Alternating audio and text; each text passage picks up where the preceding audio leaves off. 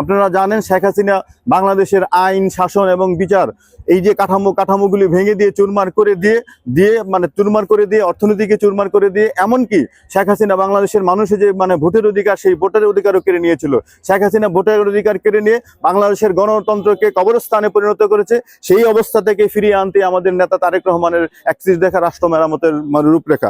শেখ হাসিনার যে শিক্ষা ব্যবস্থা, সেই শিক্ষা ব্যবস্থা চলমান যে শিক্ষা ব্যবস্থা, সেই শিক্ষা ব্যবস্থা হচ্ছে লক্ষ্যহীন, সেই শিক্ষা ব্যবস্থা হচ্ছে মানহীন, সেই শিক্ষা ব্যবস্থা হচ্ছে অদূরদর্শী, সেই শিক্ষা ব্যবস্থা হচ্ছে বিশ্বায়নের যুগে, গ্লোবালাইজেশনের যুগে সেই শিক্ষা ব্যবস্থা বিশ্বের সাথে তাল মেলাতে ব্যর্থ, বাংলাদেশের যে বর্তমান চ্যালেঞ্জ মোকাবেলায় ব্যর্থ।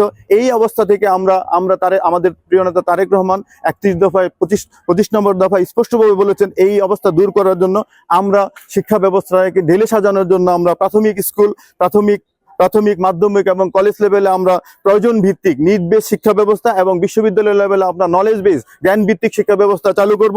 জ্ঞান ভিত্তিক সারা বাংলাদেশকে বিশ্বের উপযোগী করে তোলার জন্য উন্নয়ন সহায়ক যে কর্মসূচিগুলি আছে, যেমন কারিগরি বিজ্ঞান প্রযুক্তি শিক্ষার প্রসার ঘটাবো এবং শিক্ষা খাতে যে মোট জিডিপির বাজেটের মোট জিডিপির কমপক্ষে 5% বরাদ্দ করা হবে। এখন যেটা অনেক নিচে আছে। এই অবস্থা থেকে আজকে যদি আমরা